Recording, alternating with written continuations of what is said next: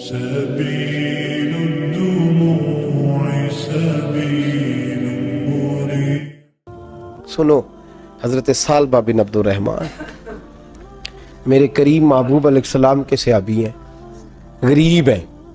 غربت بڑی اعلیٰ چیز ہے. ہاں غریبی بڑی نعمت ہے، یہ آزمائش ہے، اس میں کوئی شک نہیں. لیکن قیامت والا دن پتہ چلے گا جب غریب چھلانگ لگا کے جنت میں داخل ہو جائیں گے. اور امیر تو کھڑے ہیں نا. میرے نبی پاک نے حضرت عبد الرحمن بن عوف کو، حضور صبح صبح اٹھے تو نبی پاک کی آنکھوں میں آنسو تھے. فرمایا میرے عبد الرحمن بن عوف کو بلاؤ. حضرت عبد الرحمن بن عوف آئے تو حضور نے سینے سے لگا لیا. نبی پاک کھول کے روئے.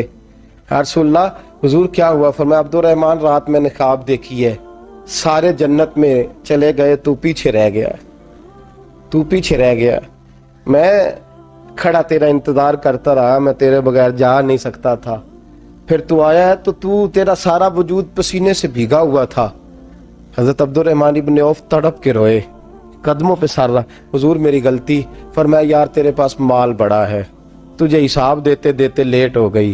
تیرے بیگ کھل گئے، تجھے حساب دینا پڑ گیا، تو لیٹ ہو گیا، میں پریشان ہو گیا. حضرت عبد الرحمن ابن عوف نے 100 گھوڑا مال اوپر رکھ کے حضرت عبد الرحمن نے حضور کی بارگاہ میں پیش کیا. کہا یا رسول اللہ یہ. اور پتہ ہے ایک دن کیا ہوا؟ ایک دن سرکار کے وصال ظاہری کے بعد حضرت عبد الرحمن ابن عوف نبی پاک کے گھر کے دروازے کے باہر آ کے بیٹھ گئے اور یوں سر کو پکڑا ہوا ہے، رو رہے ہیں. حضرت ام سلمہ حضور کی زوجہ باہر آئیں. کہا بیٹا عبد الرحمن کیا ہوا؟ جب پوچھا کیا ہوا تو اور کھول کے روئے. کہا کیوں روتا ہے؟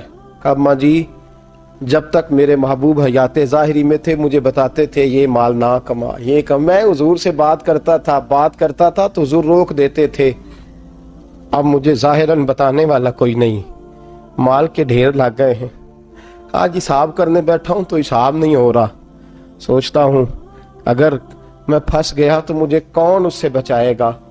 آپ محبوب کی زوجہ ہیں، میری ماں ہے، میں آپ کے پاس آیا ہوں. اماں جی مجھے بتائیں میں کیا کروں؟ تو حضرت ام سلمہ بھی رو پڑی. کہنے لگے محبوب تھے، میں کہاں ان کی ترجمانی کر سکتی ہوں، میں نبی پاک کی ترجمانی کیسے کروں؟ کہا اماں جی خدا واسطے مجھے کوئی حکم دے دیں، مجھے لگتا ہے عبد الرحمن برباد ہو جائے گا، ہلاک ہو جائے گا. خدا را مجھے کچھ بتا دیں، اتنا سارا مال ہے، میں کہاں اس کا حساب دوں گا؟ مہربانی فرمائیں، یہ تجارتیں میرے گلے پڑ رہی ہیں. حضرت ام سلمہ کی جب منت کی تو فرمانے لگی جا بیٹے آدھا خیرات کر دے. کتنا؟ 2.5% نہیں، کتنے فیصد ہے؟ 50%، 50%. حضرت عبد الرحمن ابن عوف گئے اور 50% خیرات کر کے کہنے لگے اماں میں نے 50% دے دیے، میں بچ جاؤں گا نا، میں بچ جاؤں گا، میں دے آیا ہوں آدھا. تو حضرت ام سلمہ فرمانے لگی میں نبی پاک کی بارگاہ میں سفارش کروں گی تیری، اور نبی پاک اللہ کی بارگاہ میں سفارش کرے صلی اللہ علیہ وسلم. حضرت ثعلبہ بن عبد الرحمن، حضور دعا کر دیں، غریبی ہے. میرے نبی پاک نے فرمایا تجھی اس حال میں ہے بہتر ہے. کرتے ہیں حضور نہیں دعا کر دیں. فرمایا تجھی اس حال میں ہے. تیسری دفعہ پھر آ گئے، حضور نے دعا کر دی. 4 بکریاں تھیں، چند مہینے گزرے، کچھ تجارت شروع کی، چھوٹے موٹا لین دین شروع کیا تو 40 ہو گئیں. کچھ وقت اور گزرا تو ریوڑ بن گیا، پھر گائیں بھی آ گئیں، پھر اونٹ بھی آ گئے، پھر لائنیں لگ گئی. پھر ہر وقت حضور کے قریب بیٹھنے کو دل کرتا تھا. اب لین دین کے معاملات تھے، اب ذرا طبیعت تھوڑی پیچھے ہٹنے لگی، تھوڑا دل پیچھے ہٹنے لگا. پہلے 5 نمازیں مسجد میں، پھر زور اثر کی چھٹی. میری طرف دیکھو اور دیکھو میں کیا عرض کر رہا ہوں.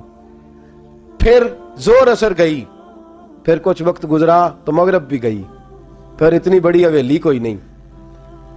پھر باہر جا کے مدینے سے ڈیرا لگا لیا، جمعے کے جمعے آتے. زکوٰۃ کا حکم آ گیا 2 ہجری میں.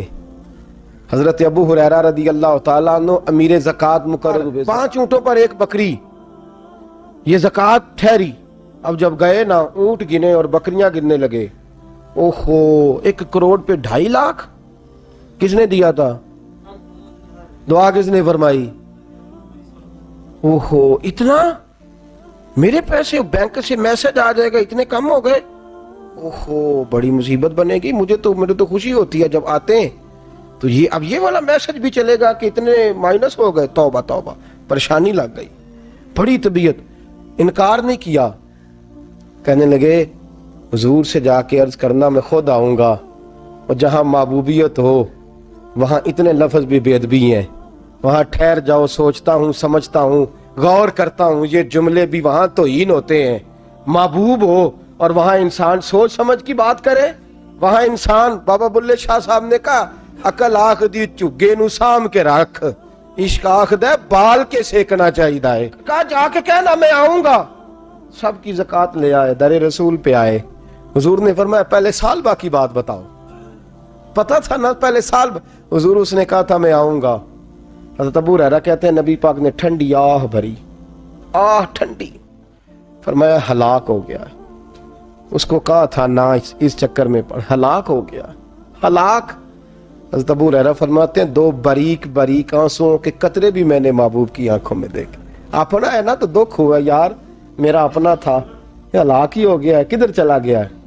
ان کو بھی بعد میں خیال آیا, او ہو میں تو غریب تھا, یہ آیا کدھر سے تھا, میں تو غلامی رسول میں آتا گیا تو رب میری عزتیں بڑھاتا گیا, یہ میں کس چکر میں پڑ گیا. آئے لائنیں بکریوں کی لائے, حاضر کی.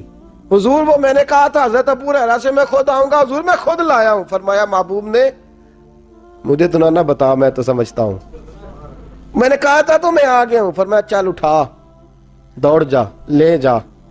حضرت ابو ہریرہ فرماتے ہیں انکار محبوب نے سالبہ کو کیا, لیکن آنسو ابو بکر صدیق کے بھی نکل گئے. فرماتے ہیں درد عثمان غنی کو بھی ہونے لگا, تڑپ مولا علی بھی گئے. فرمایا جا لے جا, نہیں چاہیے تیرے پیسے. فرماتے ہیں سالبہ نے ہاتھ باندھے, کہا محبوبہ غلطی ہو گئی, حضور مجھے. فرمایا تجھے کہا نا تیرے نہیں چاہیے, نکل جا. حضرت ابو ہریرہ فرماتے ہیں جب نبی پاک نے رخ پھیرا تو صحابہ کی زبانوں پہ بھی جاری ہو گیا یہ تو ہلاک ہو گیا. کہتے ہیں مدینے میں قحط پڑ گیا. محبوب نے فرمایا بلال تو بھی آج لا. ایک خشک چھوارا حضرت بلال کا قبول ہو گیا, لیکن سالبہ لائنیں لگی یا مال کی. فرمایا جا لے جا, تیرا قبول نہیں ہے. فرماتے ہیں تڑپتے رہے ساری زندگی اور مال کو دیکھ دیکھ کے آہیں بھرتے رہے, لیکن کریم نے اس تجارت کو قبول. حضرت ابو بکر صدیق کے پاس آئے, سرکار کے وصال, حضور قبول فرما لیں. فرمایا ساری دنیا کا قبول ہے, جس کا میرے نبی نے قبول نہیں فرمایا میں کیسے قبول کر لوں. حضرت عمر فاروق کے پاس آئے, فرمایا نہ تیرا قبول نہیں. حضرت عثمان کے زمانے میں وصال ہو گیا. عزیز یاد رکھ, تجارت وہ والی کر جو تجھے نجات دے, اس چکر میں نہ پڑ جا جو تجھے الجھا دے. قرآن مجید کی آیت آئی اقترب للناس حسابہم وہم فی غفلۃ معرضون. لوگوں کا حساب قریب آ گیا ہے اور وہ ابھی بھی غفلت میں پڑے ہیں, ابھی بھی 2 کے 4 اور 4 کے 10 کر رہے ہیں. حساب کا وقت قریب آ گیا. حضرت انس آئے مسجد سے, ایک صحابی مکان بنا رہے تھے, جھونپڑی تعمیر کر رہے تھے. حضرت انس کو پریشان دیکھا, کہنے لگے انس خیر تو ہے, کوئی نئی آیت تو نہیں آئی؟ تو جناب انس کہنے لگے آیت تو آ گئی ہے, رب نے کہہ دیا کہ حساب قریب آ گیا, تیاری کر لو.